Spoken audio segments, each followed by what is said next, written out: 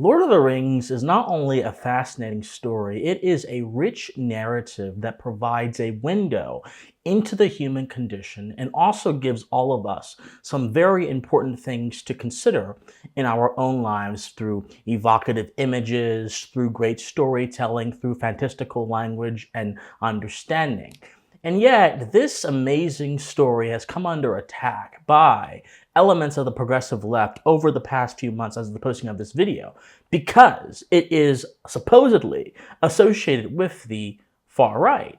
So in this video, as opposed to simply responding to something that is obviously a low volume analysis of what is an otherwise amazing story, I'm going to actually demonstrate why I think the progressives are actually attacking Lord of the Rings, because it actually has more conservative elements than others would like to admit.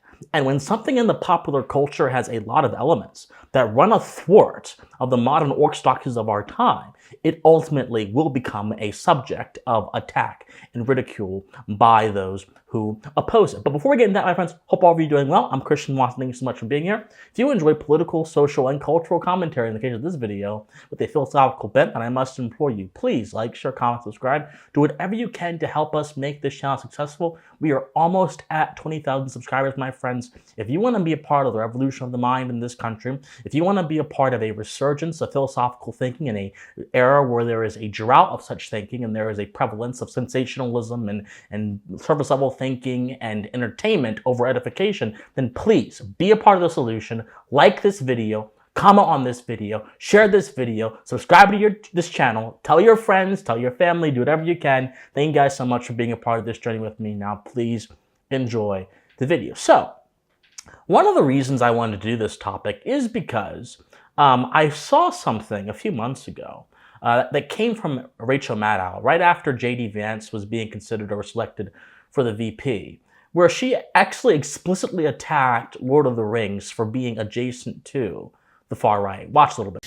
Like Mr. Teal, who has named his companies after things in the Lord of the Rings series of J.R.R. Tolkien books. Lord of the Rings is a sort of favorite cosmos for naming things and cultural references for a lot of far-right and alt-right figures, both in Europe and the United States. Peter Thiel names all these things after Tolkien figures and places, like his company Palantir, for example. Like his mentor, like Peter Thiel, who had given him all his jobs in the world, Mr. Vance also, when he founded his own venture capital firm with help from Peter Thiel, named it after a Lord of the Rings thing. He called it Narya, N-A-R-Y-A, which you can remember because it's Aryan, but you move the end to the front.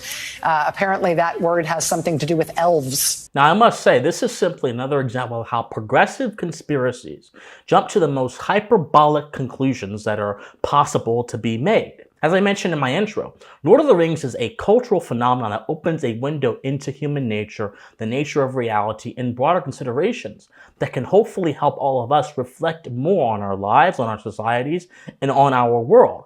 But to a mind that is under a totalizing idea, Lord of the Rings can easily be seen as bigoted. And we'll get more into totalizing ideas in a second here. Now, this criticism hit home to me because I have been a longtime consumer of fantasy, whether it be Harry Potter, whether it be Lord of the Rings, whether it be other franchises as well that kind of built on the same themes. And so I have always seen these things as endemic to my formative years, to my development as not just a person, but also my development as a thinker. If you guys watch some of my earlier videos, you'll notice that I actually use a lot more fantasy terminology than I do right now. It was kind of silly. It was kind of just me having fun. But that kind of stuff had a significant impact on my thinking. And so as I've studied philosophy, I've also studied how to see philosophy and some of the things that many of us just take for granted as good stories or nice franchises. So when I really thought about why the left is attacking Lord of the Rings, I thought about it in a way that few people have thought about it, and I'm most certain that most of the critics of Lord of the Rings will not think about it in the terms we're going to talk about today, but are still relevant to why I think it is particularly effective for the current cultural moment we are in right now in America, all across the world, nations across the West, are returning to their conservative roots. Many of them are rejecting the internationalism of institutions like the UN and NATO and the Atlantic Council that wish to engineer them into being cosmopolitan entities as opposed to solid nation states with a people and a culture that can be defined and that can be delineated with borders. Not only that, but many nations across Europe are also embracing the roots of their own culture and saying, you know what, it is not a bad thing to enjoy my culture or to assert my cultural values. It is not a bad thing to stand proud upon the solid ground of patriotism. And so within this cultural moment, I think Lord of the Rings actually has a lot to teach us as well. Lord of the Rings has several, I would say, conservative elements that contrast the progressive vision of both reality, society, and the world. And these four elements we're going to explore in the video are as follows. Number one, Lord of the Rings provides an account of beauty, the transcendent beauty that is decidedly different from the account of beauty that many leftist ideologies are built upon, particularly progressivism. Number two, Lord of the Rings gives us a window into the nature of power and the corruptibility of power that, again, is very different from how many left-wing ideologies see power. Number three, Lord of the Rings gives us an insight into man's role in time and history. And this is actually very significant because many of you have heard the term, "we're not going back," uttered by leftist activists. There's actually a big significance to that is not being seen or heard. It's more so being dismissed as empty rhetoric, but it's not empty rhetoric. It's actually something quite sinister. And then number four, Lord of the Rings gives us an insight into civilization and into anti-civilization, and it clearly shows the benefits and pitfalls of both as the story goes along. So in order to demonstrate all of this, I'm going to take all of you through a few of the books and a few of the movies as well, and I'm going to try to give you some backstory here so we can answer all of these quite substantively. So first of all, for those of you who may not be familiar, if not familiar, probably living under a rock, Lord of the Rings is this franchise that takes place in Middle-earth. And it is this very big story, but the part of the story that is typically emphasized upon is the tension, the duel between the free peoples of Middle-earth, the elves, the dwarves, the humans, so on and so forth, versus the forces of Mordor, the forces of Sauron. Sauron, the fallen Maiar, and I'm going to get into what a Maiar is in a moment, whose master, Melkor, sought to dominate, had a different vision of the world, and then whose master, Melkor, died, giving Sauron the ability to rise up, and then him trying to enslave the world with the power of the One Ring. He forges this One Ring and uses it to dominate the minds of men, but when he fell in battle, the One Ring comes into the hands of men and begins corrupting men. And it just kicks off this long series of events that is depicted in quite big form and was also known by many people who watch the series. But in order to fully understand why I think Lord of the Rings has conservative elements, we must first look at the foundational creatorial story of Lord of the Rings, which is the Silmarillion. Now, in the Silmarillion, it is seen the creation of the universe that Lord of the Rings actually exists in. Eru of LOTR, who is the god of the universe, creates the Valar. And the Valar are these entities that are basically entrusted with the governance of the world at that time. They are entrusted to guide the world. And so amongst the Valar, there are many of them, but amongst the Valar, there is this being called Melkor that I mentioned a moment ago. And Melkor had a very different vision of the world than his master Eru, God. And ultimately, because of that, Melkor was kicked away from Eru's ranks, fell into the world, and this was the beginning of all strife, all chaos, and all destruction within Middle-earth. Now, this may seem very familiar because all this is simply a repackaged version of the Christian narrative surrounding the creation story and the tension between God and Lucifer. But this leads me into my first point ultimately. Tolkien's understanding of beauty was transcendent. In other words, it was not solely dependent on social forces are social factors, and this is true in so many different ways. To this end, we should look at two concepts that were actually quite formative in Arrow's creation of the Lord of the Rings universe. Unati, which is one of the concepts, and Axani. I'll define both of these. Unati simply means, in its proper terminology, a thing impossible to be done or to be. So essentially, Unati refers to physical laws, natural laws that are impossible for anyone, even the divine beings that Eru himself created to govern the world, to break. And Melkor was so upset at this fact because Melkor could break the other set of laws, which were the Exani, which were simply laws that came from the mouth of Eru and simply were binding on lesser beings, but they had the ability to break these. And if we look at this in a real-life context, a sort of a more philosophical context in political philosophy, the difference between the Unati and the Axani would probably be the difference between the natural laws of the world that govern our understanding, govern human conduct, govern the existence of society, that have the force of necessity backing them up.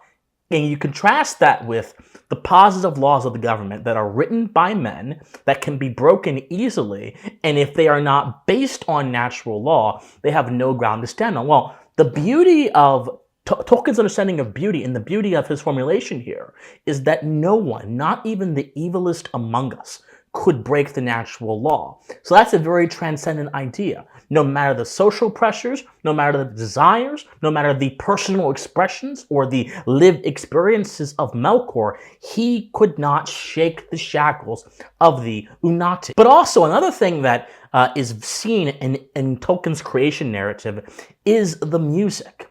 See, Eru created the universe and showed great visions through harmony. And the harmony was represented as the great music. Now, this is what Melkor ultimately rejected.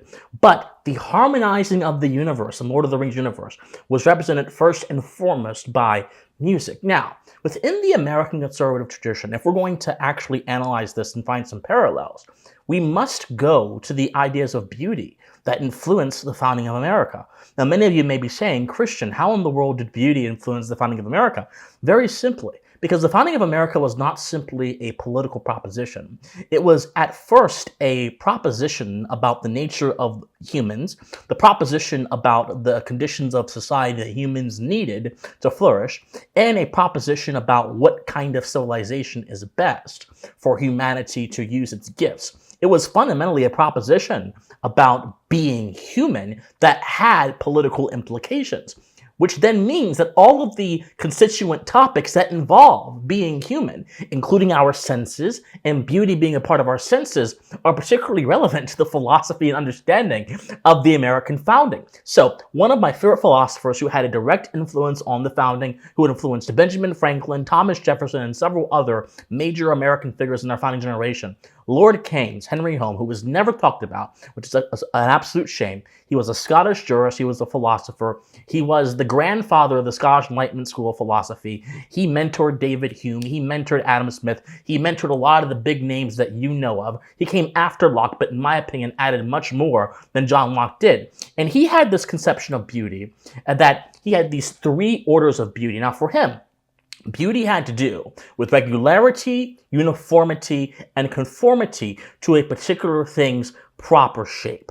Now, let's think about this concept just within the context of a human being and in the context of physical appearance, because ultimately beauty in a lot of people's minds has to do with physical appearance. I'm happy to tell you it is not solely this. And unfortunately, a product of a culture that has rejected philosophy and rejected deeper thinking for the wiles of superficiality is seeing beauty in a one-dimensional way. That's a different story for a different day. Let me know if you guys want to see that video being made on how our culture has perverted beauty and made it into something that is actually plastic and terrible.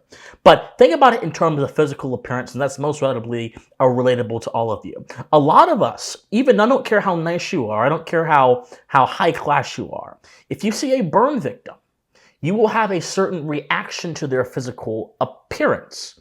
You will, even if you feel sorry for them or whatever, your reaction normally will say, okay, this burn victim, there's something that has happened to them that is terrible. In other words, it is not uniform, or it does not normally conform to how most people look. Now, this is not to say that not anything negative about burn victims. Obviously, many burn victims have great hearts, and they end up, and this is actually the real thing about beauty, they end up making their appearance work for them, and their hearts become beautiful, and their words become beautiful, and they end up living fulfilled lives. But if you think about beauty as conformity to what is proper and what is generally understood, a human that has a face that is not burned would be an example of beauty. And this is just one example in the physical sense. But in general, Keynes defines beauty as anything that conforms to its proper nature. Now, there are three orders of this beauty. The first order is that an object is beautiful if it appears as if it conforms to its proper nature. So in this case, let's look at a house. So a house is beautiful if it appears to be well fitted for somebody to live in it. But it has not reached the second order of beauty unless it can actually fulfill the end that it's meant to fulfill. So if a house looks beautiful on the outside, but you can't live on it in the inside because the floorboards are unsafe, because there's electrical wiring problems, because the roof could collapse on you, then the house is not as beautiful as it could be. It has a very basic level of beauty. The house becomes more beautiful if you can actually live in it and if all the conditions upon living in the house is safe.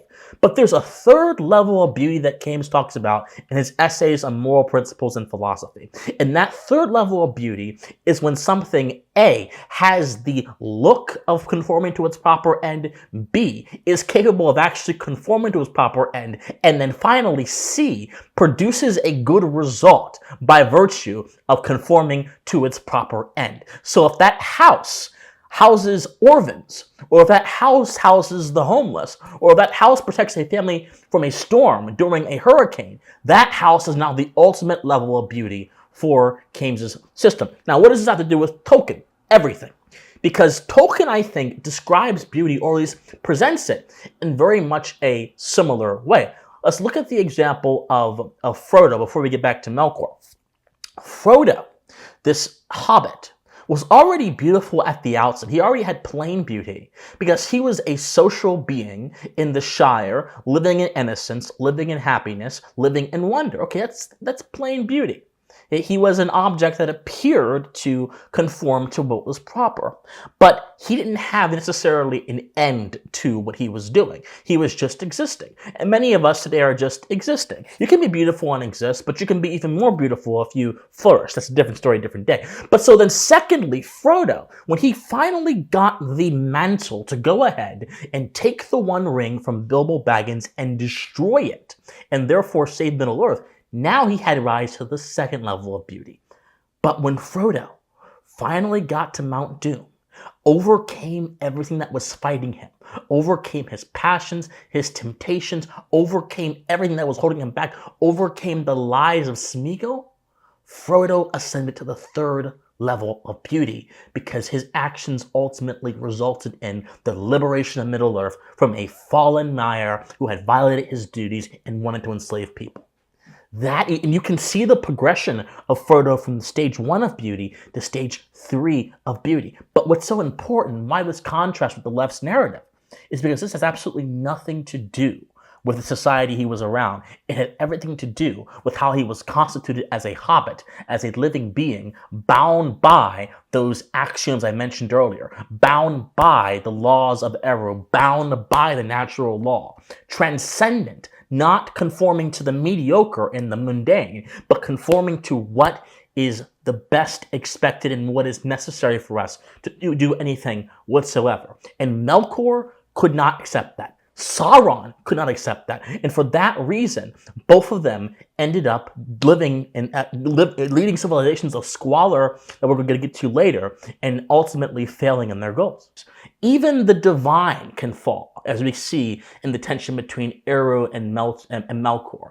Even the good can be corrupted in their minds. Even those who are not human and were created to be good can ultimately become evil. That is an idea of beauty, of art, that really teaches us something about the nature of both good and evil. Evil is not merely the absence of good, as we see in Tolkien, but evil is rather the corruption of something that was already good.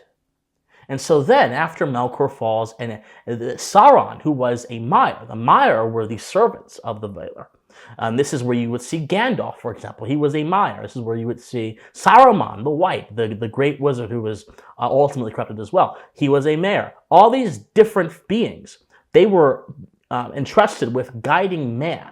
But Sauron himself fell, and then their goal became, okay, we have to now guide man against Sauron. So within all of this, we see an idea of beauty that goes into man's flaws, man's nature, the nature of good and evil, the nature of corruptibility, the nature of flaws, so on and so forth.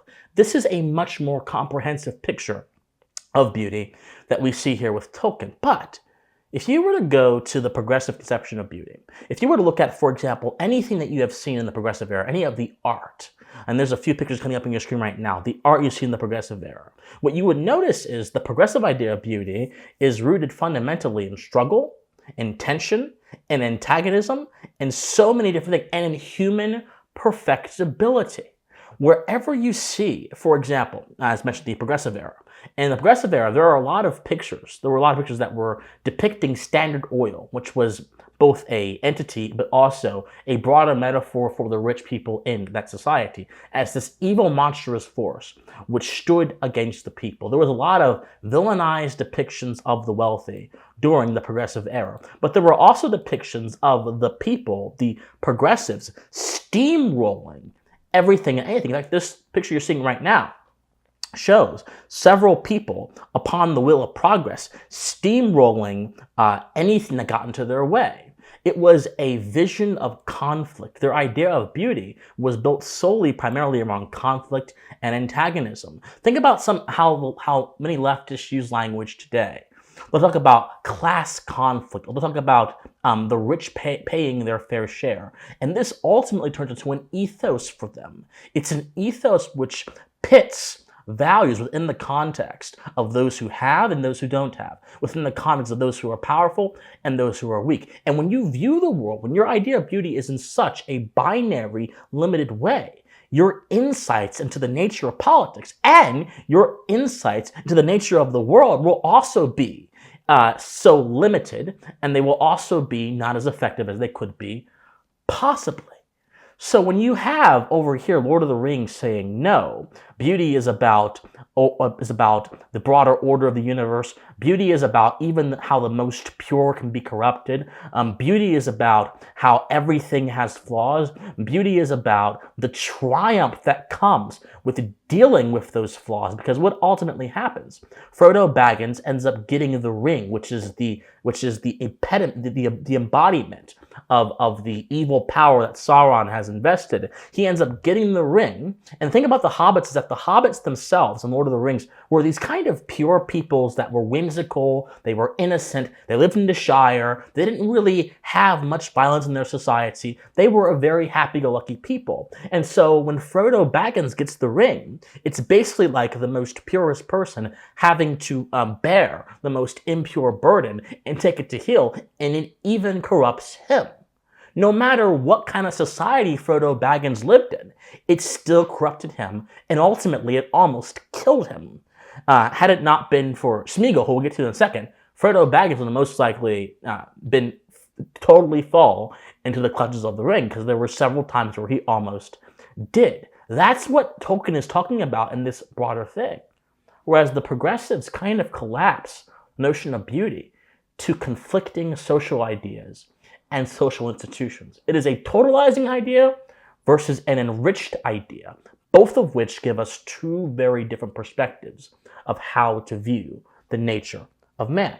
Now, let's talk about power. Because as I mentioned to you, Tolkien does this thing with discussing the flaws of power that I think is actually quite effective. So as I mentioned, the Ring of Power, the One Ring, this is the ring that Sauron had. This is the ring that he used to dominate the wills of the people. This is the ring that he used to ensure that all of Middle-earth would be under him. And this ring gets into the hands of men, and men's mind are driven to use this ring to do things. So an interesting thing about this is that progressives themselves seem to view power as a tool that can be used to perfect society and also to perfect man. We can go all the way back to Rousseau for the origins of this belief, because Rousseau is very oftentimes noted as saying that man was once born free, but is everywhere in chains. He believed that man was actually an inherently good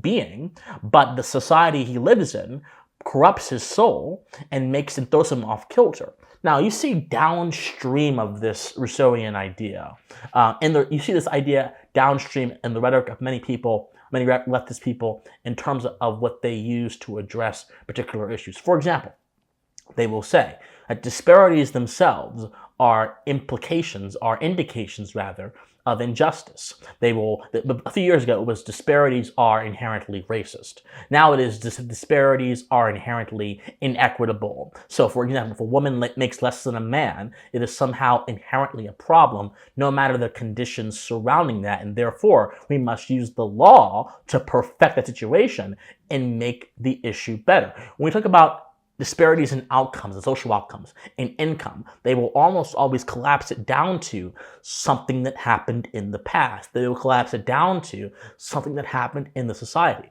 The reason this is significant is because if the origin of the problem is ultimately social, and the law is seen as a tool to correct social wrongs, as opposed to as a tool to preserve the society, it's now an active tool as opposed to more of a passive tool, then you can therefore justify the intrusion of power into every single solitary area within society. So power itself, for the progressive, is actually something that is necessary to bring forth their vision of a utopia into the world, to bring forth equity, to bring forth workers' rights, quote unquote, to bring forth the rich paying their fair share. How do you provoke that? You tax people. You tax the heck out of people to bring forth the resistance. In order to have a resistance, you must have something to resist. And in order to resist effectively, the logic will still go, you must have some level of power or influence,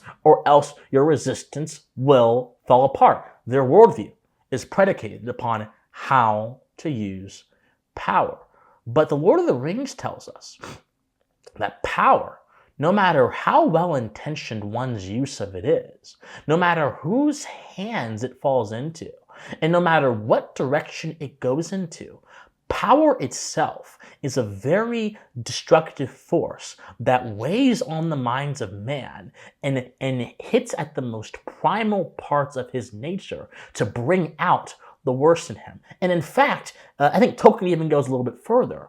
He basically says through the story that power itself can corrupt a man independent of society, independent of his particular circumstances. So, for example, Frodo, a hobbit, an innocent, happy-go-lucky character, was thrown into the hands of evil simply because there was still an urge in his nature to have what he shouldn't have had, which was the One Ring. Galadriel, the elven sorceress, one of the most intelligent and powerful sorceresses in all of Middle-earth, herself could not bear to have the One Ring of power because it would have turned her into a monster, and she knew it. Gandalf, who was a Maiar, an Astari, created by the Valar, created by extensions of God. So in other words, he was essentially an extension of God himself. An extension of God himself couldn't have the ring, and he knew it because the ring itself was far too strong.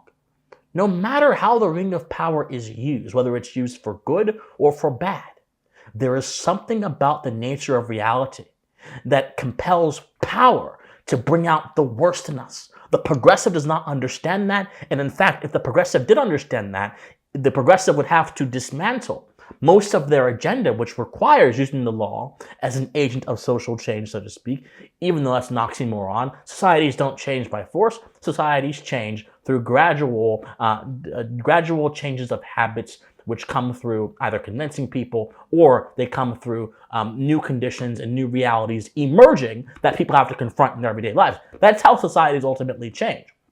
For the better, at least. For the worse, they can change through power, but for the better, so that ultimately change. But no matter what, Tolkien sees power as what it is. This thing that may even be necessary for some cases, because there's still kings in the Lord of the Rings universe, but it ultimately has a very dark side, and that dark side hits at the worst of our nature in some cases.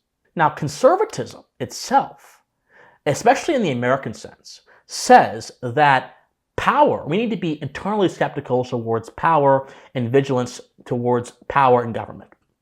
In other words, we need to be very careful with how it is used and how it is viewed in the society. And the society itself should always be the prime agent and the prime mover of their own desires, as opposed to the government. So the conservative sensibility on the issue of power is actually quite in line with Tolkien's sensibility, because the conservative sensibility understands that power is this thing that can be so disastrous and so evil, and therefore it should be limited as much as possible. Now let's discuss moral duty here. This is actually very interesting. So this leads me to the example of Saruman.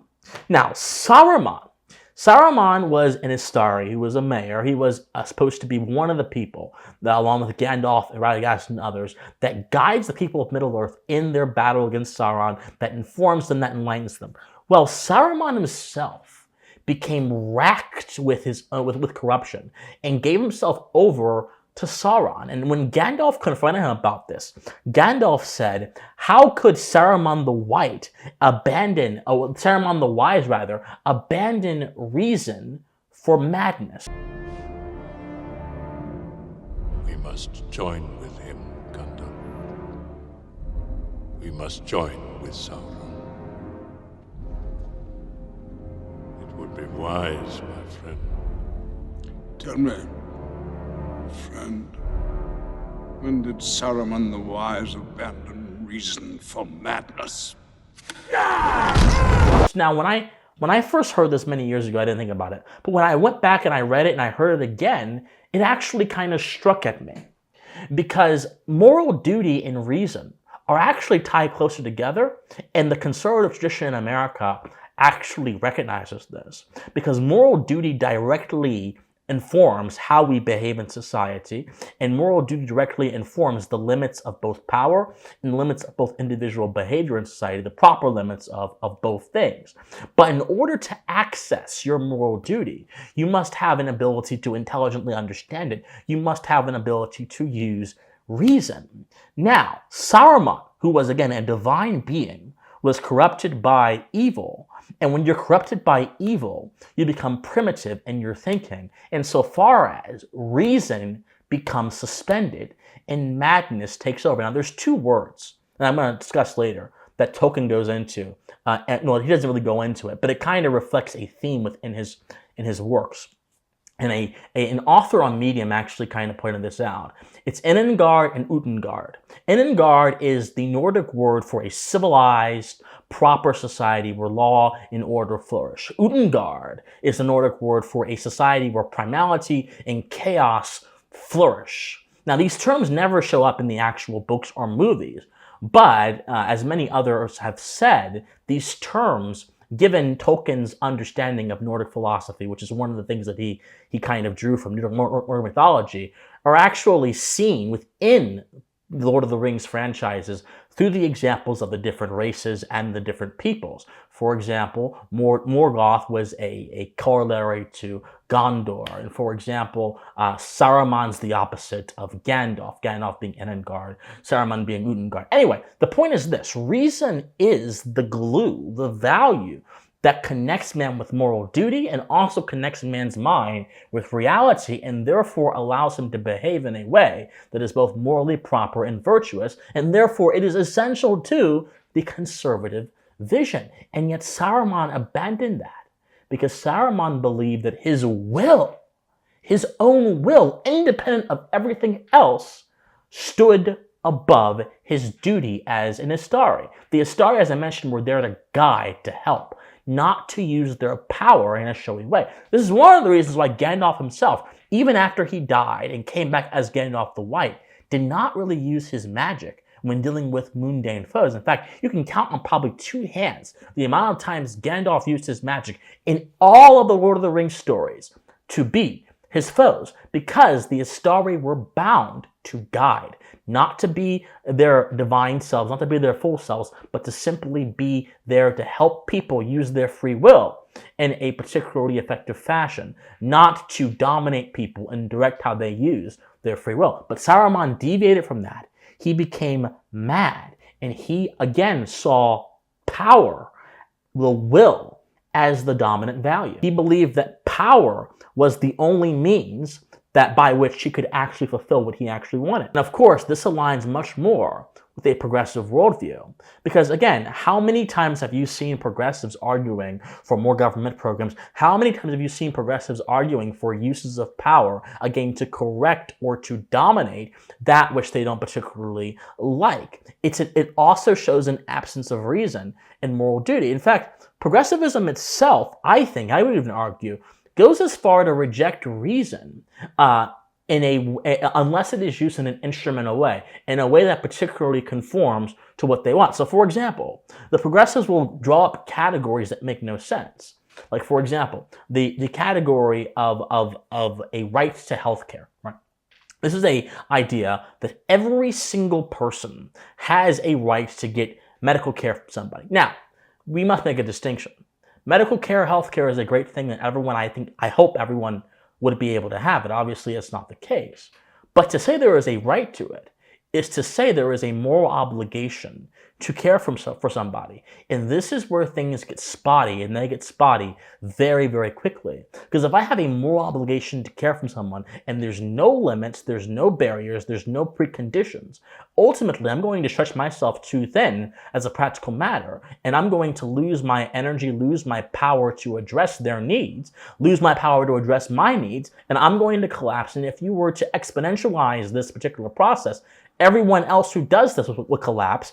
And ultimately, if you universalize it, as Kant would, the society itself would collapse. So we need to have limits on charity. We need to have limits on who we can care about. And we need to have limits on who I am obligated to. This is where moral duty comes into play. And this is why moral duty is so restricted in what its actual scope is. The progressive idea of charity or healthcare being a right is simply a utopian notion that does not take into account the nature of man or his limitations, and instead tries to make an aspiration, an obligation, when those two things are different. The way to do this is to reject reason and to push sentimentality, to push emotions over reason, much like Saruman pushed his own emotions, his own desires over reason and got corrupted by Sauron. Again, Tolkien is teaching us to understand the limits put around us, not to put us in chains, but to inform our behavior and to respond to those in ways that are going to be consistent with them and not go against them, or else chaos could ensue. And if you think about Saruman's behavior in the context of his experience and his desires, and you think about desire within the context of how it is oftentimes hailed by leftists as the standard of value that they should go about. You heard the term, my lived experience matters, my desires matter, my feelings are valid. Then actually this becomes even more sinister. Because again, Saruman rejected the overarching moral law. He rejected the Valar, he rejected error, he rejected the Logos, everything that was above him, to pursue his own desires and to express himself and to live out his quote-unquote best life. And you've had this kind of thinking become a rallying call in recent times to justify all kinds of different behaviors and kinds of expressions. Because for someone to question your form of expression, for someone to question how you conduct your life, would be someone attacking your identity. Now, obviously, Saruman didn't think in these terms, but I think the outcomes of this leftist affection towards lived experience and expression as values of action, as motives of action, and Saruman's wedding towards his will over his mind, both of them lead to the same place, even if they are formulated by ultimately different goals. Obviously, I don't think that leftists are trying to become Saruman and become, or anything like that. I'm not trying to say that, but I'm trying to say there are parallels here that can't be ignored by the thinking person under any case. So we actually see the proper expression of moral duty in the embodiment of Frodo. Because there were several times where Frodo tried to pawn the ring off to other people, to Galadriel, to Gandalf, and of course they all said, no, this is not going to be good. And then Frodo came to realization that, you know what, this is my burden to bear. I have to bear this, and I have to go ahead and finish this. I have to cast this into the fires of Mount Doom so that no one anywhere will be hurt by this. So what's very important there is that he went to the point where he almost abandoned his friends. He almost went to Mount Doom totally alone. Ultimately, he didn't go alone. He had his friend with him. But he ultimately did because he felt as if the duty had been bequeathed upon him and his actions were bound to that. That is actually the exact opposite of what Saruman did. And that actually, I think, it really exemplifies the ultimate consequences of doing what is right as opposed to doing what feels good. Because ultimately, no matter the slings, the arrows, the tars and feathers that Frodo took on his journey to destroy the ring, he came out wounded, he came out hurt, he came out abused, he came out all kind of messed up, but he came out a virtuous man who did the right thing, and it did not lead to his decline, whereas everyone within Lord of the Rings who went down the path of evil either died or fell or something bad happened to them. Now, of course, we don't live in a fantasy world. I would love to say that everyone who does the right thing comes out on top, and everyone who does the bad thing ultimately fails. I would love to say that. It doesn't happen at all. But I do think as a matter of conscience and as a matter of self-assurance, those who do the right thing, I think, have a much stronger sense of self and a much stronger ground to stand on than those who do the wrong thing. Because even if people get away with doing the wrong thing, you ultimately, for as long as you do it, you build a house of sand that even if it does not fall down in your lifetime, after you've died or in some kind of way, some kind of informal way, people will ultimately know. How many folks have you heard about or read about who did something entirely terrible in the past on a major scale, whether it be a diplomat or a politician or whatever, who concealed it through their life, but even after they died, it came out?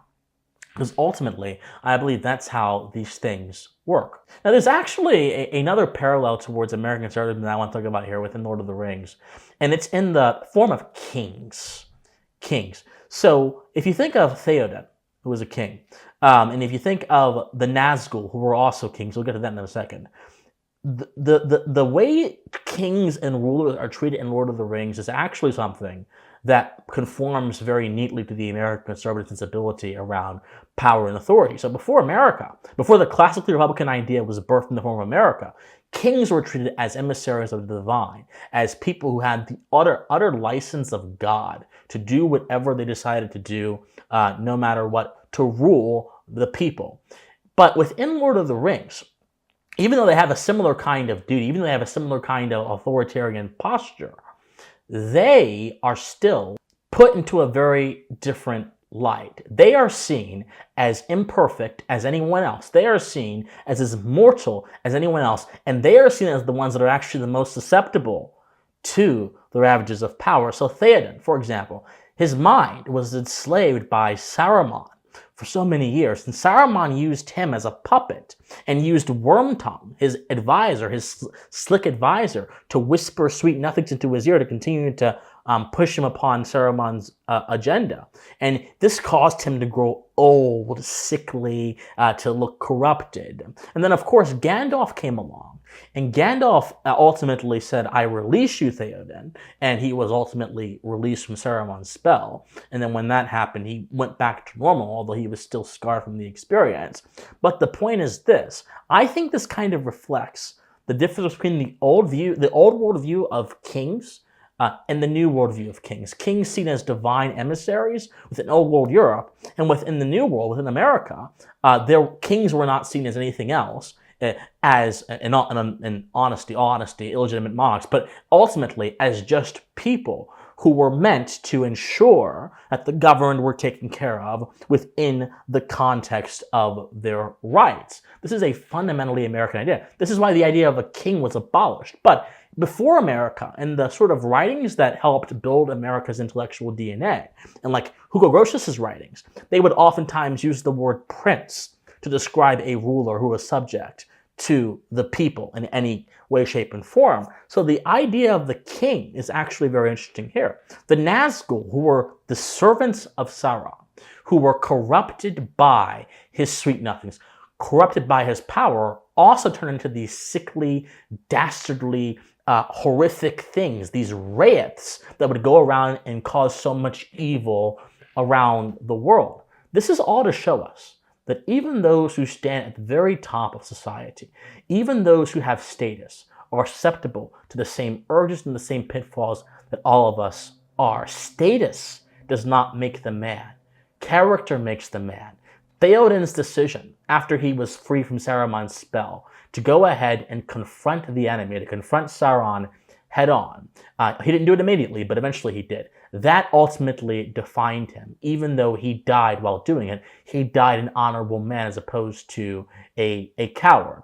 So on and so forth. And that's something that's very important in our current society to understand. Because many progressive ideologies will tell us that someone's socioeconomic class, that someone's race, someone's gender, these are the things that ultimately define them. So in other words, their status defines them. But if we look at Lord of the Rings, something is entirely different is happening. It's not your status that defines you. It's not you being a king that defines you. It's not you being this divinely appointed thing that defines you. It is what you do with the time you have left. And this is another point that I want to make. Time. There is a quote that Gandalf says to Frodo when Frodo is realizing the gravity of his duties. And he's realizing just what he needs to do. And he's not very happy about it. He actually has a lot of trepidation. He actually has a lot of fear. But Gandalf, in the fulfillment of his moral duty as an Istari, as a mayor, to guide the people, says something that I think reflects a profound conservative view of man's relationship with time. He says the following. Frodo says, "I wish it need not happen in my time. I wish all of this chaos with Sauron, the ring, I wish that none of it had happened in my time." Then Gandalf says, "So do I. And so do all who live to see such times. But that is not for them to decide. All we have to decide is what to do with the time that is given us." Now think about that. So, we're not simply subjects of a broader historical phenomenon that is acting upon us. We're not simply enemies of the past or purveyors of the future. We are existing in the here and now, and we must practically deal with our situations in a manner that is best for us to deal with them. This is directly opposite to the progressive view of history.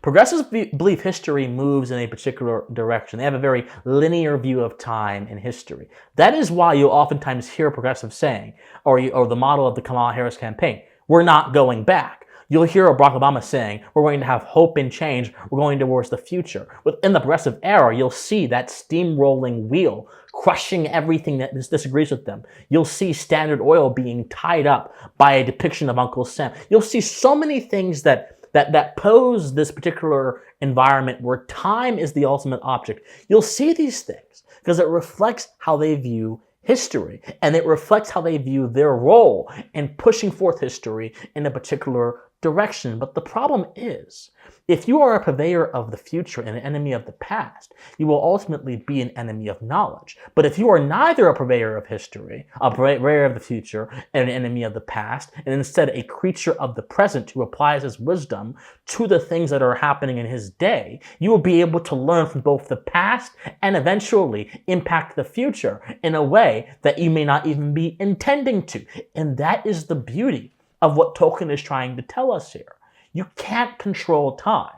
You can't control history. But history does not control you, and history is not some moral statement where progress is always inherently good. No, history is simply what you ultimately make it within the present, within the confines of what you've been given. This is a practical wisdom that is the ultimate ethic of the conservative sensibility that ultimately gets ignored in progressivism and leftism for a much more utopian and grandiose vision of what could be.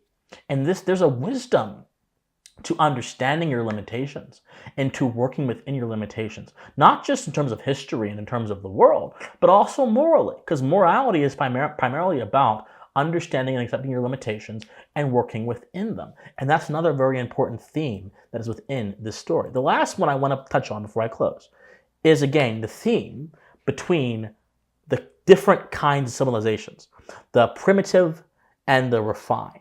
Now, leftism oftentimes exalts primitive men, as I mentioned with Rousseau. They will exalt people that have very few social influences or societal influences, and they will demonize society because they believe that society corrupts, and they believe that social institutions cause disparities, and that law is the only force to correct this, as we went through before. But Tolkien deals with this in a very different way. As I mentioned, Utengard, which is the primal, primitive, bare bones thing. And then you have Inengard, which is a civilized man. So the elves, for example, the humans.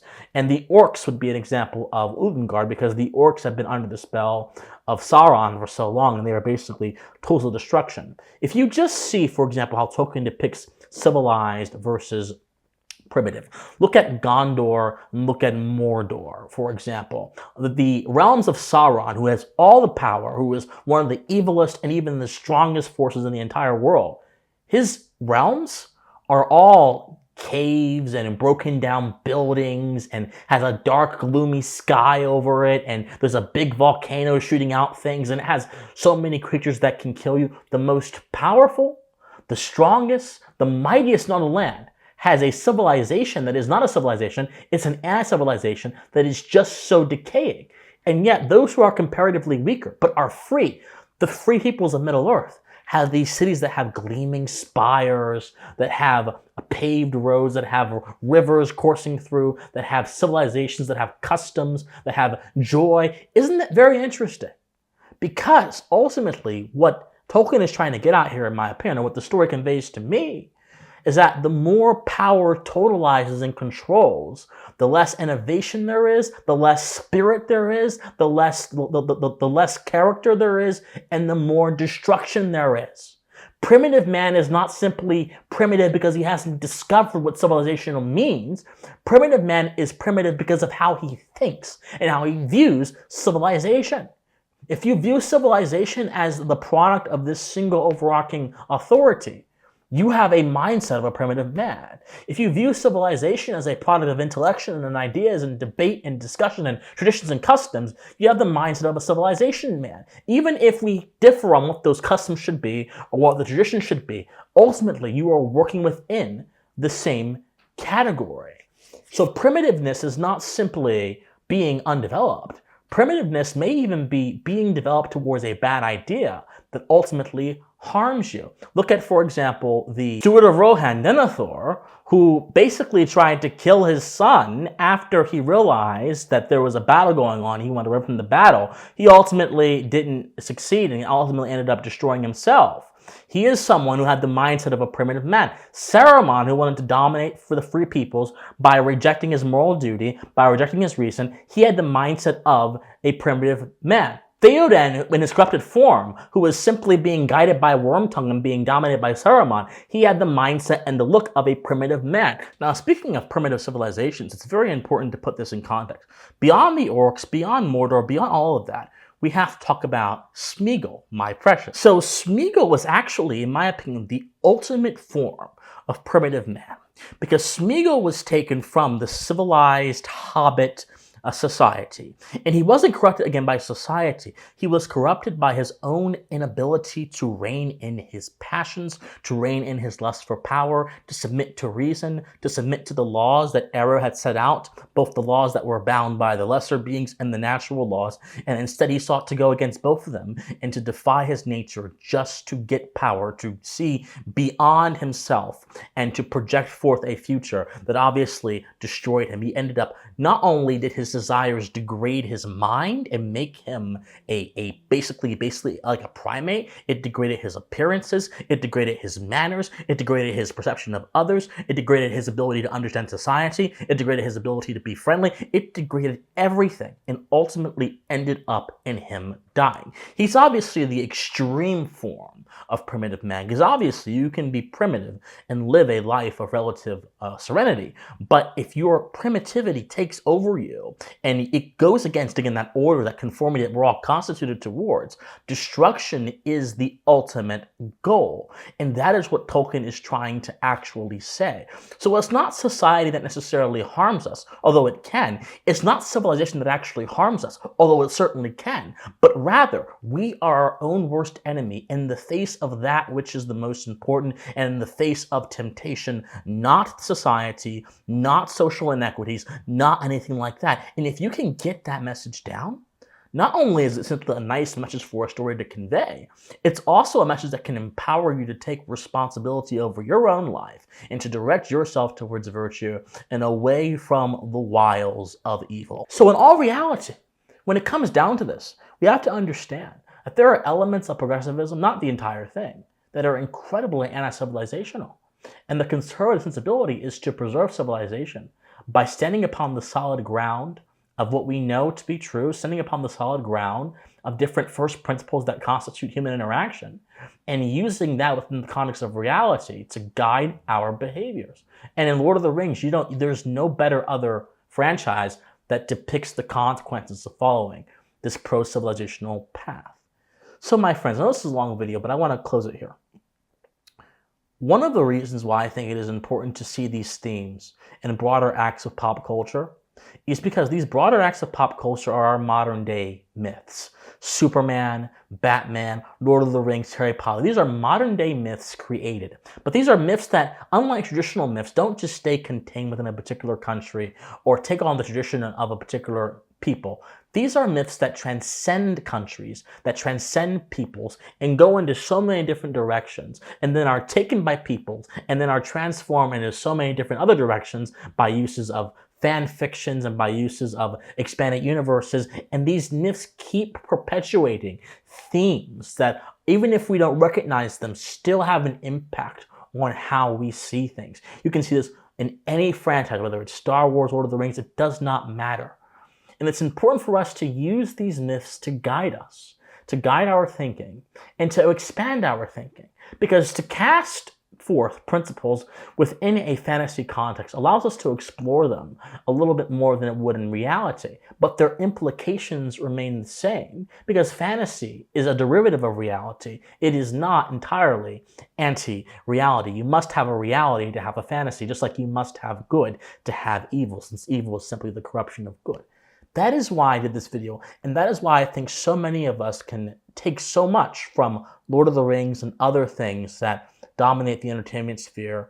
And that is why I think Lord of the Rings is ultimately a beautiful story. It is one that I think all of us can learn about. And the ultimate lesson of Lord of the Rings, in my opinion, is that people that are guided by their free will, that pay attention to virtue, that are kind to one another, that cooperate, that come together, are far better off than people who are dominated by their own will, or dominated by the lust for power, or dominated by anything else. And society has nothing to do with this. It's all about who we are constituted as people who take fleshly form.